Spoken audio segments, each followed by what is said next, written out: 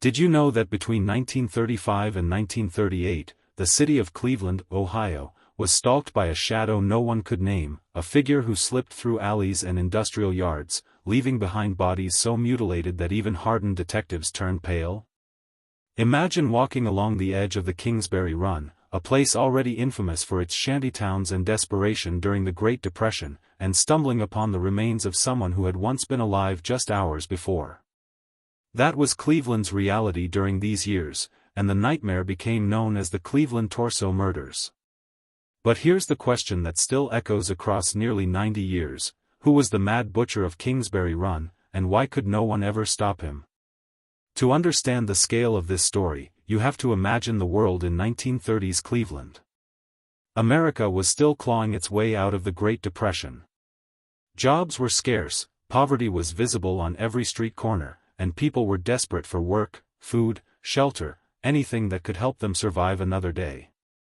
Cleveland had its bright spots, with factories running and a population that was proud of its industry, but beneath the surface, the city was divided. On one side were the neighborhoods of working families, men who still had jobs in steel mills and women who stretched every dollar to feed children. On the other side were the growing shanty towns, makeshift villages of tents, wooden scraps, and old metal sheets where the unemployed tried to survive. Kingsbury Run was one such place, and it was here, amid the filth and despair, that the killer struck again and again. Now, most murders in 1930s America, even brutal ones, did not make headlines beyond a local column. But the Cleveland Torso Murders were different. They shocked not just a city, but an entire nation. Why? Because they seemed endless. Because they targeted the most vulnerable, often people already forgotten by society, drifters, the homeless, women surviving at the edges of the city. And because the killer left behind scenes that forced even experienced police officers to confront horror. Dismembered bodies. Heads missing. Limbs tossed aside. It wasn't just murder, it was a message. But what was that message, and who was meant to receive it? Here's where it gets even more chilling: most of the victims were never even identified. Imagine that. Not only did families never get justice, they never even got to claim their loved ones' names. For decades, law students, journalists, and amateur sleuths have combed through the evidence trying to find patterns. Some think the killer was a surgeon, others say a butcher. Some think he was a stranger passing through, others believe he was a local man hiding in plain sight. And through it all, one haunting reality remains: Cleveland never found him. But let's rewind. To appreciate the story of the Cleveland Torso Murders, we need to see the first time horror seeped into the daylight. Picture the year 1935. The nation was desperate for distraction, struggling under unemployment, but hopeful that President Roosevelt's New Deal would turn the tide. In Cleveland, however, a discovery was about to cast an even darker shadow than poverty. A man was walking along the area of Jackass Hill in Kingsbury Run when he noticed something unusual lying in the weeds. At first glance, it looked like discarded clothing, but as he stepped closer, his stomach turned. What he saw was the lower half of a man's torso, naked, the legs severed cleanly at the knees. No head. No arms. Just a torso, dumped like trash. The horror of it was undeniable. Police were called, and within hours, the discovery made headlines. But this was only the beginning. Not long after, another piece of the same body was found, confirming this wasn't some accident of the railway tracks or a terrible mishap, it was deliberate. Someone had killed a man, dismembered him, and dumped his body in Cleveland's poorest district. The press quickly latched on.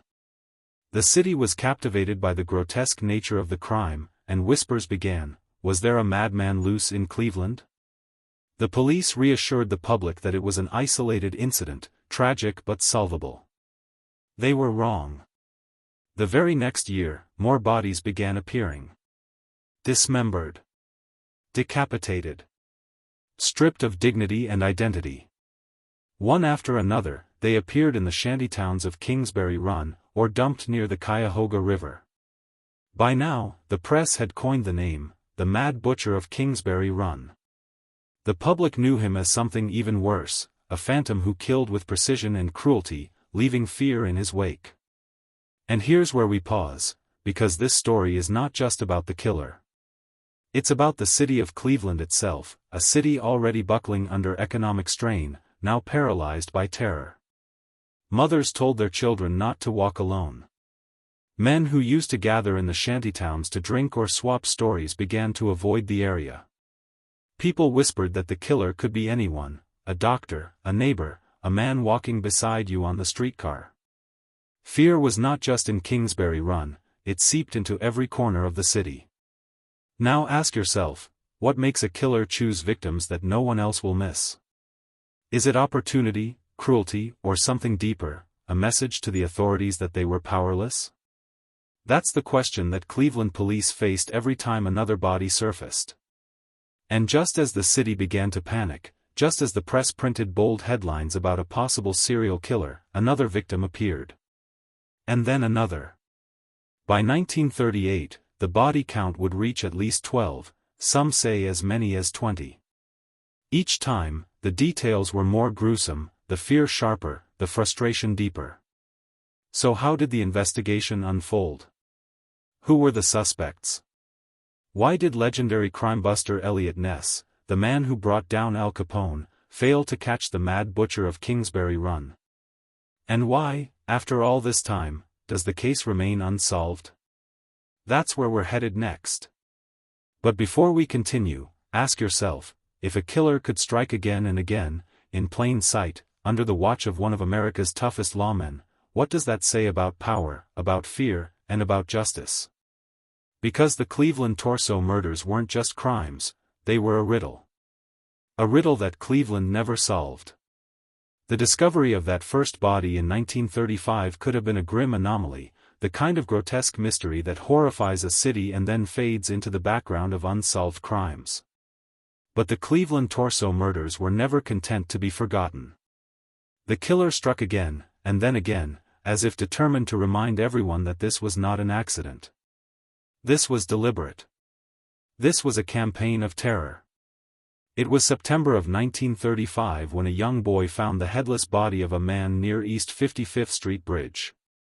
The body had been drained of blood. The head was gone. Police rushed to the scene, reporters trailed behind, and the whispers of a pattern began to form. Was Cleveland dealing with not just a murderer but a serial killer? At the time, the term serial killer wasn't even common, but everyone felt the truth. Someone was repeating their crimes with chilling precision.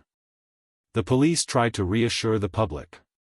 They insisted the murders were unrelated, that each case could be explained on its own. But then, in January 1936, the bodies began to stack up in a way that could no longer be denied. On a frigid winter day, two women stumbled upon the upper half of a female torso washed up on the shores of Lake Erie. It was badly decomposed, the skin tanned by some sort of chemical preservative. The woman's head was never found. Detectives were baffled. Who was she? Why had her body been mutilated this way? And here's a chilling detail, this wasn't a one-off. Over the years, several victims were found with their bodies treated with some sort of preservative, leading investigators to wonder if the killer had medical knowledge or perhaps access to embalming chemicals.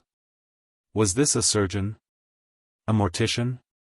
A butcher with a taste for precision? Theories swirled, but answers never came. By June of 1936, the case had exploded.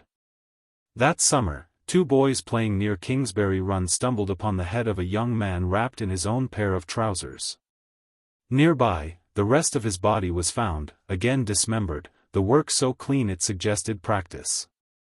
Who was this victim? Authorities identified him as Edward Andrassy, a small-time criminal known around the city. And suddenly, the killings weren't just targeting nameless drifters, they were reaching into the fringes of Cleveland's underworld. The press pounced on this detail.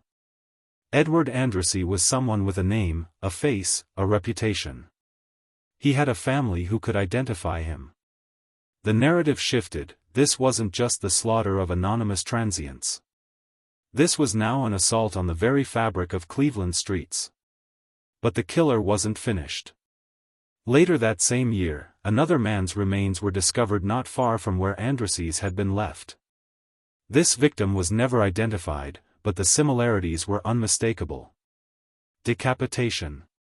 Dismemberment. Dumped in or near Kingsbury Run. The message was clear: this killer had claimed Cleveland as his hunting ground. Imagine the panic. Picture yourself living in Cleveland in the mid-1930s, opening your morning paper with the headline splashed across the front: "Another headless body found, another victim of the Mad Butcher." Parents told children not to wander near the river. Men who lived in the hobo jungles of Kingsbury Run began sleeping in pairs, or fleeing altogether. Women clutched their purses tighter, watching the streets for a phantom no one could identify. And still, the police were powerless. In 1937, the killings escalated further. That year alone, at least 3 more victims were found. Some were discovered by passers-by, others stumbled upon by dogs. The bodies seemed to appear out of nowhere, and each time, the killer grew bolder. The mutilations were grotesque, but what made them more terrifying was the consistency. Whoever this was, he had a method, a ritual. What kind of person kills over and over, in the same way, and never gets caught?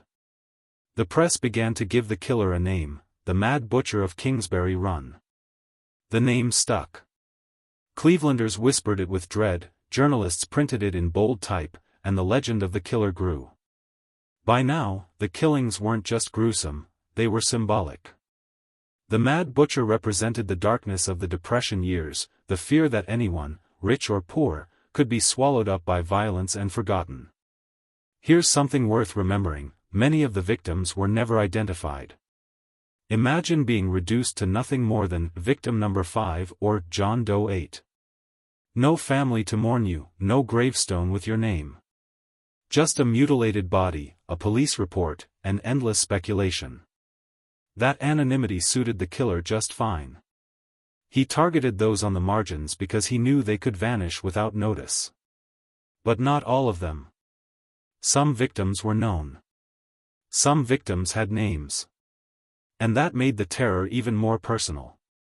In 1937, the body of Florence Polillo was discovered. She was a waitress and barmaid, known in Cleveland's rougher neighborhoods. Her remains were found stuffed into baskets and boxes, left in plain view. Unlike some of the earlier victims, Florence had an identity, and her murder sent shockwaves through the city. Suddenly, the Mad Butcher wasn't just preying on nameless drifters, he was attacking women with jobs, neighbors, people who might have been your waitress the night before. The panic spread. People began demanding answers from the police. The mayor of Cleveland faced mounting pressure. How could the city allow a killer to strike again and again without capture? The pressure grew so intense that the police eventually turned to Eliot Ness, the legendary crime fighter best known for bringing down Al Capone. Ness had been appointed safety director of Cleveland, and his reputation was impeccable. If anyone could stop the Mad Butcher, it would be Ness. But even with his reputation, the case was like quicksand. The more he struggled, the deeper it pulled. And here's the chilling truth: by 1938, despite Ness's involvement, despite increased patrols, despite all the manpower thrown at the case, the killings continued. More bodies were discovered. The Mad Butcher was unstoppable. So the question becomes, how do you hunt someone who seems to vanish into thin air? How do you capture a phantom who kills at will, leaves bodies in the open, and then slips away unseen? That's the challenge Cleveland police faced. And that's where the investigation truly begins. But before we dive into the suspects, before we explore the dead ends and the whispers of corruption, consider this: if the Mad Butcher had been caught early, if the first victims had led police to the killer, how many lives might have been saved? How many families might have been spared the grief of not even knowing who their loved one was? The Mad Butcher wasn't just killing bodies.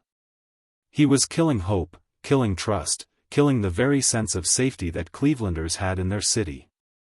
And yet, the mystery only deepened. Because even as Eliot Ness and his men closed in on potential suspects, the killer was always one step ahead. Always unseen. Always watching. And that is where we go next: the investigation, the suspects, the desperate attempts to bring Cleveland's nightmare to an end. The bodies were piling up. By 1937, Cleveland wasn't just shocked, it was terrified. Ordinary people read headlines with trembling hands, children whispered rumors at school, and the homeless population of Kingsbury Run lived in constant dread. The Mad Butcher had turned their shantytown into his hunting ground, and every new discovery drove the city deeper into panic. The pressure on law enforcement was unbearable. Someone had to stop this killer. Someone had to restore faith in Cleveland's ability to protect its people. That someone, at least on paper, was Eliot Ness. Most Americans knew Ness as the fearless prohibition agent who had taken down Al Capone in Chicago. His untouchables were legends, men who fought corruption and gangsters with grit and integrity. In Cleveland, Ness had been appointed safety director in 1935, overseeing both the police and fire departments. To the public, his arrival meant order, competence, and justice. If anyone could bring down the Mad Butcher, it was Ness. Or so they thought. Ness did not take the case lightly. He knew this was no ordinary murderer. This was someone organized, meticulous, and utterly ruthless. So he launched an all-out campaign. He poured resources into the investigation. Detectives canvassed Kingsbury Run day and night, patrolling the riverbanks, questioning vagrants, hunting for clues. Hundreds of people were interrogated. Leads came in by the dozens. But every lead seemed to collapse into nothing. The Mad Butcher was always a step ahead. Imagine being a detective then, chasing a killer who left bodies in the open but left behind no trace of himself. No fingerprints, no witnesses, no credible suspects. Just mutilation and mystery. The investigation grew desperate. Detectives believed the killer must have some medical knowledge. The precision of the cuts, the way the bodies were drained of blood, even the possible use of chemical preservatives, all of it suggested training. Was the killer a doctor? A medical student? A butcher with experience in slaughterhouses? Cleveland had no shortage of any of these. Suspects began to emerge. One was a doctor with a troubling reputation, a man who reportedly performed illegal abortions and had a shady past. Whispers of his possible involvement haunted the investigation. But no hard evidence ever stuck. Another suspect was a local laborer known to wander the shantytowns, but again, there was nothing concrete to tie him to the murders. Detectives found themselves drowning in rumors. Witnesses claimed to have seen shadowy figures near the crime scenes. Some said they heard screams in the night. Others insisted they had seen men carrying large packages toward the river. But none of it ever solidified into something prosecutors could use. The killer remained a ghost. By 1938, Ness was running out of options. The city was demanding answers. The mayor was under fire. The police were demoralized. And the killings were not stopping. In a moment that would become infamous in Cleveland history, Ness authorized one of the most drastic moves of his career, the raid on Kingsbury Run. One sweltering August night, police descended on the shantytown with orders to clear it out. Dozens of vagrants were rounded up. Their makeshift shelters were set ablaze. By morning, the camp was gone, reduced to ashes. Ness believed that by destroying the hunting ground, he would starve the Mad Butcher of opportunity. The move shocked the public. Some praised Ness for taking decisive action. Others condemned him for targeting the homeless instead of catching the killer. And here's the chilling part: the murders continued. What does it say when you burn down an entire community to stop a killer, and the killer strikes again anyway? The pressure on Ness mounted. Newspapers began questioning his reputation. Was the man who defeated Capone failing against the Mad Butcher? Was the legend of Eliot Ness cracking in real time? The deeper the investigation went, the stranger it became. Detectives zeroed in on one doctor, a man who had been committed to a mental institution more than once, a man whose family wealth and influence protected him from deeper scrutiny. Some investigators believed with all their hearts that this man was the killer. He had the medical knowledge. He lived near where some bodies were found. He fit the psychological profile. But here's the problem, the evidence was circumstantial.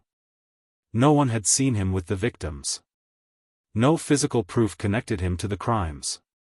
Ness tried to confront him, tried to break him down, but the suspect's powerful family intervened. Eventually, the doctor was committed again, but never charged. The case remained frustratingly out of reach. Meanwhile, the public wanted a name. They wanted a face. They wanted someone to blame. The newspapers speculated wildly, painting portraits of the Mad Butcher as a shadowy genius, a man who toyed with the police for sport. And through it all, the murders continued.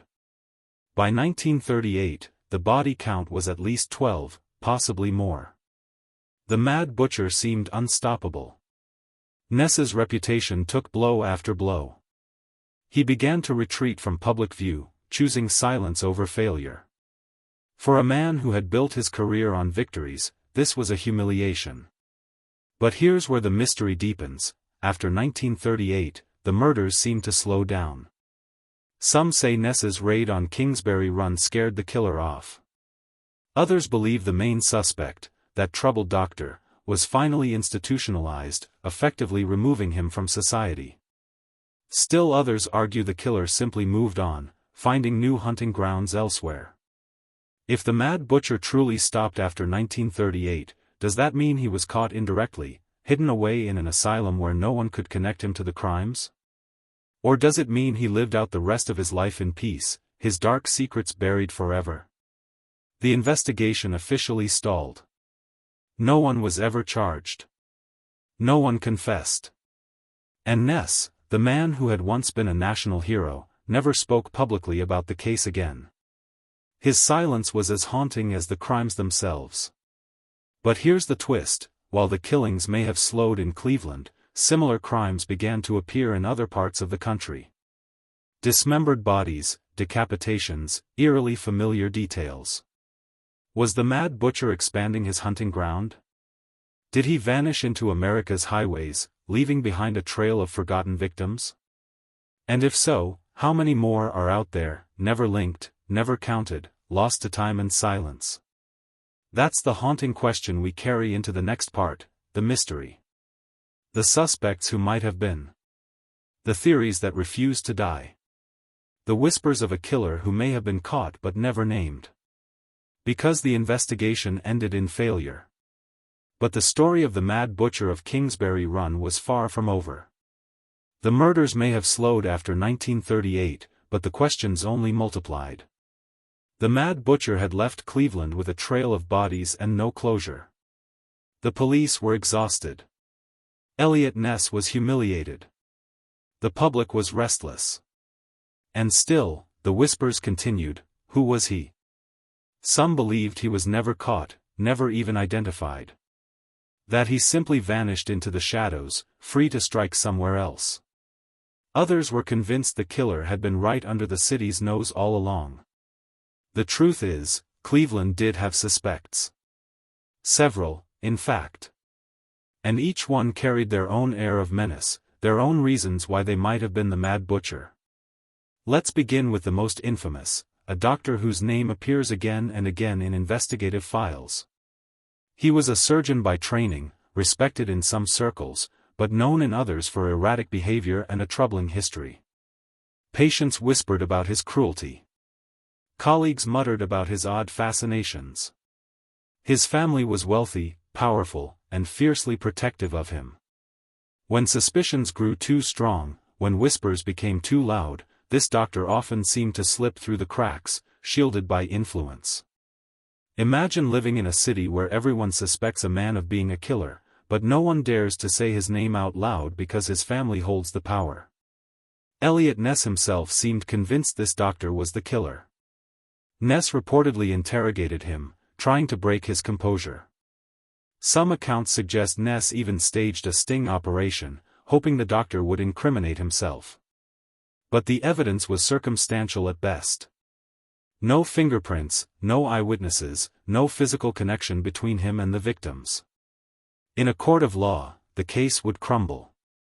And so, no charges were ever filed. Instead, the doctor was quietly committed to a mental institution. Some investigators believe that moves solved the murders in all but name. They claimed the killing stopped because the killer was finally locked away, even if the public never knew it. But others weren't convinced. They pointed out that bodies continued to surface after the doctor's institutionalization, both in Cleveland and in other cities. Was that coincidence? Copycat crimes? Or was the real Mad Butcher still free? Another suspect emerged from the very shadows of Kingsbury Run itself. He was a laborer, a drifter, a man with no fixed address but a reputation for violence. Police interrogated him repeatedly. His presence in the shantytown, his erratic behavior, his history of arrests, all of it made him suspicious. But once again, suspicion was not enough. Nothing tied him concretely to the crimes. And in the chaos of the Depression years, there were countless men like him, men who drifted from city to city, jobs to jobs, their lives undocumented. Was he the butcher? Or just another forgotten soul lost in the web of poverty and fear? Theories spread far beyond Cleveland. Some believed the Mad Butcher was not a local at all, but a transient killer who moved along the rail lines. Kingsbury Run was, after all, connected to major rail yards. Drifters came and went daily. What if the killer was one of them? A man who rode the rails, hunted in Cleveland for a time, and then disappeared into another city? If so, the Cleveland murders might just be one chapter in a larger, darker story stretching across America. How many unsolved murders from the 1930s and 1940s might actually belong to the same phantom, hidden by geography and time? Then there were the more chilling theories. What if the butcher was someone respected, someone with authority? A policeman, a politician, a man no one would dare suspect? After all, how else could he dump bodies in public spaces without being seen? How else could he keep slipping past patrols, leaving evidence in plain sight yet never being caught? The idea that the killer was not an outsider but an insider terrified Clevelanders. If true, it meant trust itself had been betrayed. Over the years, journalists, historians, and amateur sleuths have proposed their own suspects. Some point back to the doctor. Others highlight forgotten names buried in old police files. A few even suggest Eliot Ness knew the truth but couldn't prove it, and that's why he stayed silent for the rest of his life. But here's the haunting detail: no matter how many suspects are named, no matter how many theories are spun, nothing has ever been proven. The Cleveland torso murders remain officially unsolved. And maybe that's what makes them endure. Because unsolved crimes invite imagination. They force us to wonder. To question. To fill in the blanks. Was the butcher a madman living in a shack by the river, or a surgeon dining in Cleveland's finest restaurants by night? Was he locked away and forgotten, or did he live out his life in peace, his neighbors never suspecting a thing? And perhaps the most terrifying question of all, if the butcher could kill so many, so brazenly, in the heart of a major American city, and never be caught, how many other killers like him walk among us even now? The mystery of the Cleveland torso murders is not just about the past. It is about the unsettling possibility that monsters can hide in plain sight, shielded by silence, protected by time, and empowered by our inability to see them. And that leads us into the final chapter, the enduring impact of these murders, on Cleveland, on criminal psychology, and on the way we understand serial killers even today. Even though the killings seemed to slow after 1938, Cleveland never recovered. The scars of the torso murders were not just in the crime reports or the morgue files. They were in the minds of every person who lived through that era, in the whispered stories that parents passed down, in the way Clevelanders learned to fear the darkness in their own city. The Mad Butcher had not only destroyed bodies, he had destroyed trust. In the years after the killings, Kingsbury Run was no longer just a place of poverty. It became a place of dread, a symbol of horror. People avoided it. The shantytowns, already decimated by Ness's raid, never fully returned. For Cleveland, the Run was no longer simply an industrial wasteland, it was a haunted ground. Mothers would warn their children, "Don't go near there. Stay away from the river." Even decades later, the name carried a chill. The murders also reshaped how the city thought about justice. Eliot Ness had been their hero, the man who defeated Capone. Yet here, against the Mad Butcher, he failed. And failure from a hero cuts deeper than failure from an ordinary man. People whispered that Ness knew who the killer was but couldn't prove it. Others claimed he botched the case, burned down a shantytown, and punished the poor instead of catching the predator. His reputation in Cleveland never recovered. And perhaps that is one of the killer's greatest victories. He didn't just take lives, he broke the myth of invincibility around law enforcement. What does it do to a city when even its most trusted protector is brought to his knees? The case also left its mark on the field of criminology. Remember, in the 1930s, the concept of a serial killer barely existed. Police thought in terms of singular murders, crimes of passion, or mob hits. The idea that one person could kill repeatedly, ritualistically, over years, with a signature style, was not yet codified. The Cleveland torso murders forced investigators to confront that possibility. They were a grim lesson in the patterns of predation, an early chapter in the textbook of modern serial killer profiling. Some criminologists today argue that the Butcher of Kingsbury Run should be considered one of America's first known serial killers, predating the term but embodying its meaning. The dismemberments, the selection of marginalized victims, the staging of bodies, all hallmarks of a predator who killed not for revenge, not for profit, but for compulsion.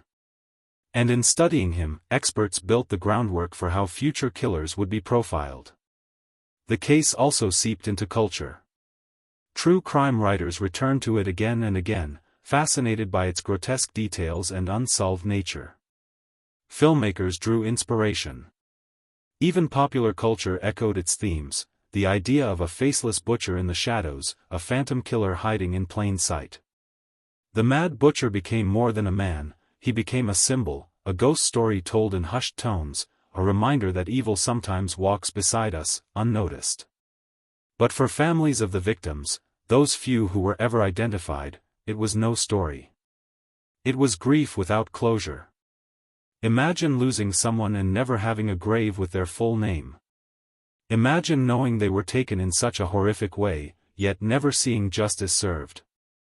For Edward Andrassy's family, for Florence Polillo's loved ones, for those who claimed the few identified victims, the pain was permanent. And for the countless unidentified, John Does, Jane Does, their absence was doubly cruel. No justice, no name, no remembrance beyond a police file. Is there anything more terrifying than being erased so completely that even your death carries no identity? And still, the fascination continues. Today, more than 80 years later, people are still trying to solve the Cleveland torso murders. Historians pore over old police files. Amateur sleuths debate on online forums. Documentaries revisit the case. Books speculate about the doctor, the drifter, or the phantom on the rails. Every generation seems to rediscover the story and ask the same question: who was the Mad Butcher? The answer, of course, never comes. And perhaps that's why the case endures. Because unsolved mysteries live on in a way solved cases never do. They invite us to participate, to imagine, to theorize. They remind us that not every riddle has an answer. And in that lack of resolution, they take root in our collective imagination. Cleveland itself has changed. The Kingsbury Run of the 1930s is long gone. The shantytowns disappeared, the city rebuilt, generations have passed. But the memory remains. Ask an old Cleveland family, and chances are they've heard the stories. The Mad Butcher is part of the city's dark folklore, inseparable from its history. What does it mean when a city's identity is shaped not just by its triumphs, but by the shadows of its unsolved tragedies? The legacy also extends into law enforcement training.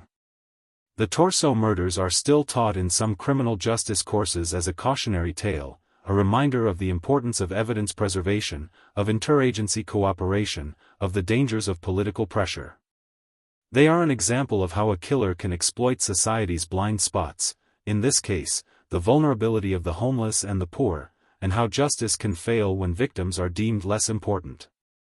Perhaps that is the most enduring wound of all: the killer chose those society already overlooked. By targeting the nameless, the transient, the forgotten, he ensured their deaths would not spark the same outrage as those of the wealthy or powerful. And in doing so, he exposed something about human nature, that even in horror, not all lives are mourned equally. The Mad Butcher may have vanished, but his shadow lingers. It lingers in every cold case detective who opens a dusty file and wonders what piece of evidence might still hold a clue. It lingers in every criminologist who studies his patterns to understand the mind of a killer. It lingers in the cultural memory of Cleveland, a stain that time cannot wash away. And yet, perhaps the most haunting legacy is this: what if the Mad Butcher never stopped at all? What if Cleveland was only the beginning, and his story stretched across other cities, hidden under different names, buried in unsolved files across America? Because the Butcher's mystery is not just about what happened then. It's about what it means for us now, and what it means to live in a world where some questions never find answers. And that brings us to the end of our story, and the lingering challenge it leaves behind. The story of the Cleveland Torso murders does not end with a neat conclusion, a courtroom verdict, or a name carved into history as the guilty man. Instead, it ends the way it lived, in silence, in mystery, in the chilling absence of resolution. And perhaps that is why we still talk about it today. Because unsolved stories have a way of haunting us. They live on not in what we know, but in what we can never quite grasp. Think about it. Between 1935 and 1938, at least a dozen people, perhaps more, lost their lives to a killer who dismembered them, decapitated them, and left them to be discovered like discarded refuse in the alleys, rivers, and rail yards of Cleveland.